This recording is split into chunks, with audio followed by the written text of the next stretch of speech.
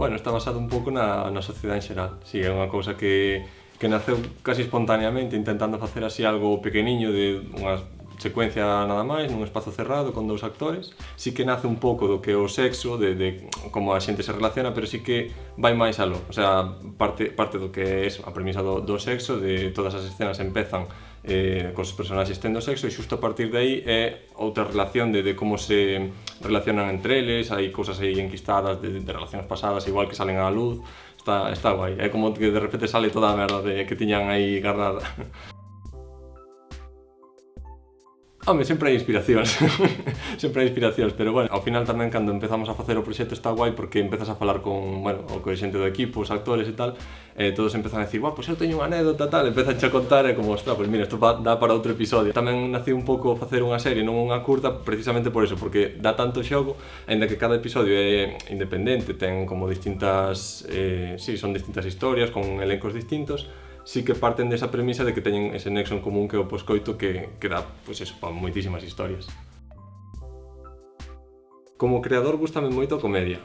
Sí que é verdad que tamén é o meu debut, entón tampouco teño moita experiencia nin co drama nin con outros xéneros, pero sí que a comedia dá moitísima naturalidade, moita espontaneidade, que o drama está moito máis acotado. E despois como espectador, a verdad, consumo un pouco de todo. Sí que me gustan, pois como todo, como a música, como todo aí na vida, pois momentos para comedia, momentos para drama, e tamén gústame moito a comedia que xoga moito con ese humor negro e que se move nunha liña moi fina entre que estás chorando por unha cousa super dramática e de repente che sae a sonrisa por algún feito pois patético, por algunha escena ou algo así que faime moita gracia.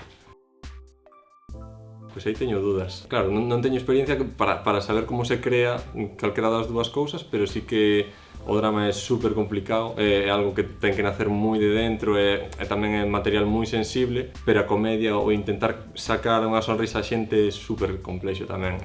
Ao final, como cada un é tan diferente, ten o seu propio humor, a súa maneira de, bueno, a súa idiosincrasia, super complicado tamén manexar esos códigos da comedia. O drama tamén ten as súas cousas, o estar aí ubicándote en pois eso, momentos dramáticos e tal, non toda a xente consigues facer chorar. Eu como espectador cóstame moito máis chorar, por exemplo, que rir. Entón, nese sentido, pois igual diríache máis complicado o drama, pero non te sabería dicir.